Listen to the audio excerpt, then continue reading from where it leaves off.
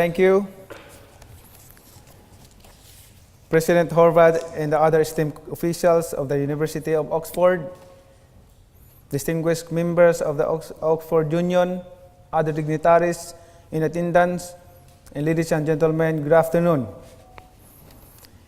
I am the only 8th Division World Boxing Champion in history, having won 11 major world titles, ranging from flyweight, which has an 8-stone limit, to super welterweight, which has an 11-stone limit. My tailor has been kept very busy throughout my career, adjusting the waistbands of my trunks. I have fought some of the best fighters in history, and yet I have to admit, as I stand before you, I am intimidated when I think of the kind of main event headliners who face you over the years. Sir Winston Churchill, American President Reagan, Nixon and Carter, Mother Teresa, Dalai Lama, and Sir Elton John. And here am I, Emmanuel the Pidran Pacquiao, standing before you armed with just the equivalent of a sixth form education. And in this, guys, is respect for what your group and your university represent, and a pretty fair left hook. If this give and take today were a tale of the tape, I would be a respectful underdog. But be careful, I'm not that easy to floor. When I received your gracious invitation, I asked myself, what could I talk about that could possibly interest you? What could Manny Pacquiao say that would be of any impact, much more utility to the men and women who enjoy the highest standards of instruction at Oxford? The answer came fast. I know what I should speak about, something very few among you can claim to know about: my education, certainly non-traditional, non-formal, largely unstructured. I will call it my education in the Open University of Life. It is a matter of record that I only had traditional formal schooling until secondary school, grade 12. It was only recently that I reached the university level through the alternative education program. We were dirt poor. I had to work since the age of 7 to help my mother feed my 3 siblings and me. Many days, I was lucky to have one full meal. On days when we had no food, I would drink lots of water just to fill my stomach. And I remember when we were young, my younger brother crying, asking for food to my mother, and my mother told us, just drink a lot of water to survive, and tomorrow maybe we'll have food. So that's the experience that I experienced when we were young. But my mind and spirit were never hungry. I read anything I could get my hands on. I even read the newspaper that my lunch or dinner came wrapped in. I read signs everywhere, even in moving vehicles. I learned measurements and weights by constantly reading the rates and tariffs at the warehouses where I worked as a stevedore, a docker in our parlance. At night, when I could not sleep because of the cold, I would read the labels of the carton boxes that serve as my bed on the street pavement. The movements of the clouds, the tint of the horizon, and the clarity of the stars taught me when morning was about to come. And for me, morning did come, warm, bright, and simply amazing. A lesson in what can be achieved if you have determination, if you ignore the odds against you, and as you are taught here at this magnificent institution, never ever quit. Think of David and Goliath, and look at me. I'm not very big, and I never had 5 smooth stones to throw at any obstacle. But determination is a power tool. I won a lot of fights. Since 2016, I have been a sitting member of the Philippine Senate, having received the direct vote of over 16 million Filipinos. As such, I participate in debates that result in the passage of legislation which determine the course of our country's history and directly the world's. I don't fault anyone who views me as singularly ill-equipped for this role. Instead, I ask, is there anyone more knowledgeable than this humble civil servant about the hardships incident to the way of life of the majority of our people? Who among my colleagues has faced poverty face-to-face from birth?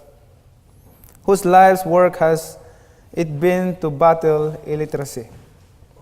In crafting effective laws, there is no better guide than the pulse of the masses. I may not have financial acuity.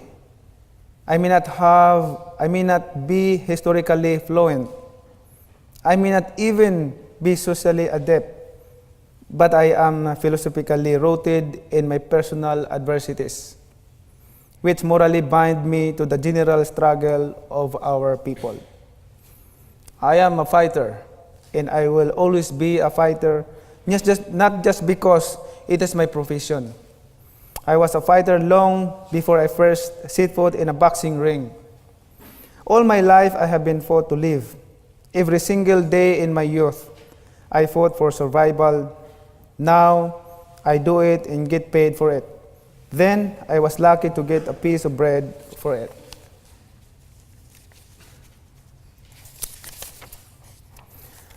But how are my struggles of any value to the Filipinos?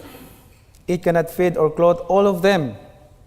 No matter how much I give financially, hundreds of thousands more remain wanting. In 2013, in the aftermath of Category 5 Super Typhoon Haiyan, locally remembered as Yolanda, the deadliest typhoon to devastate my country, leaving a record of more than 10,000 dead, I went to Tacloban and visited a nightmare. The place was a virtual ghost town.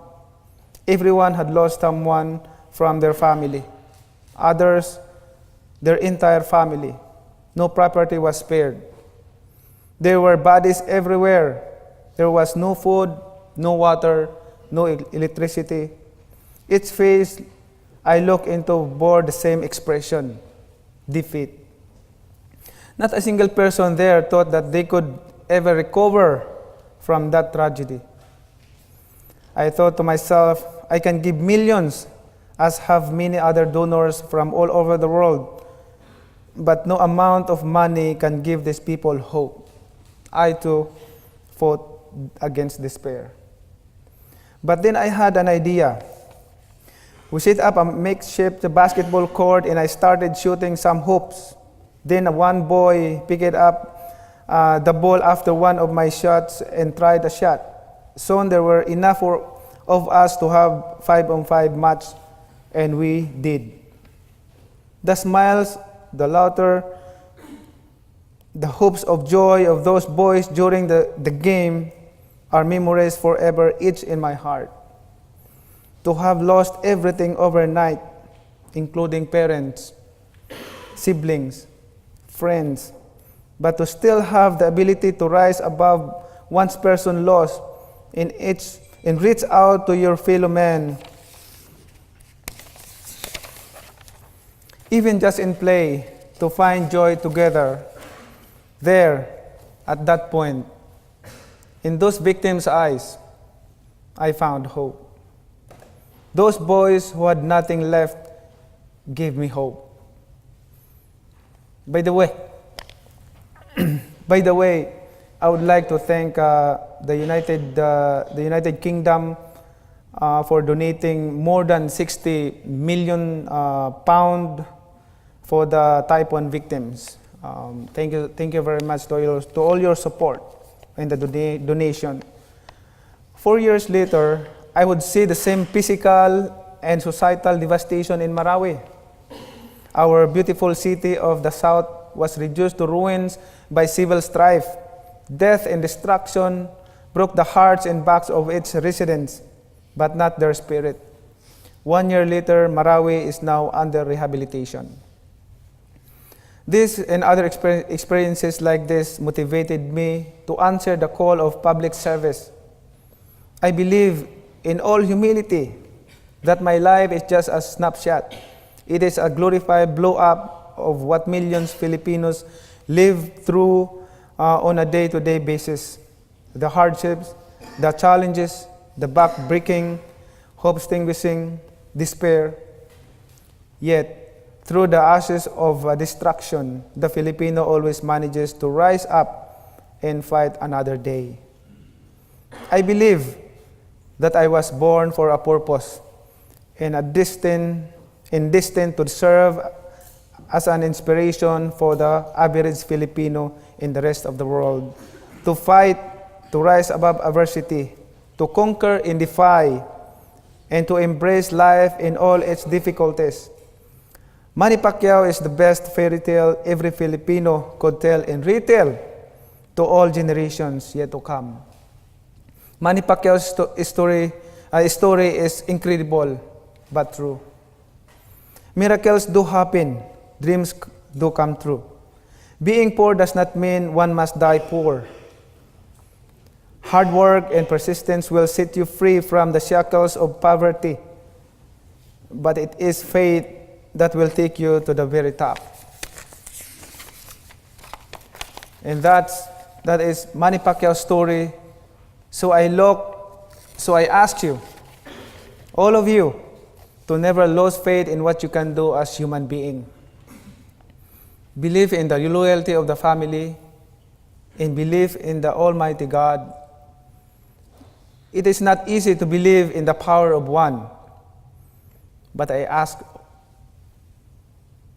you to look around you, count the faces, do the multiplication, and suddenly we are a power of 50 or 100 or 1,000. You, with your education, determination, and faith, you can change the world. Thank you.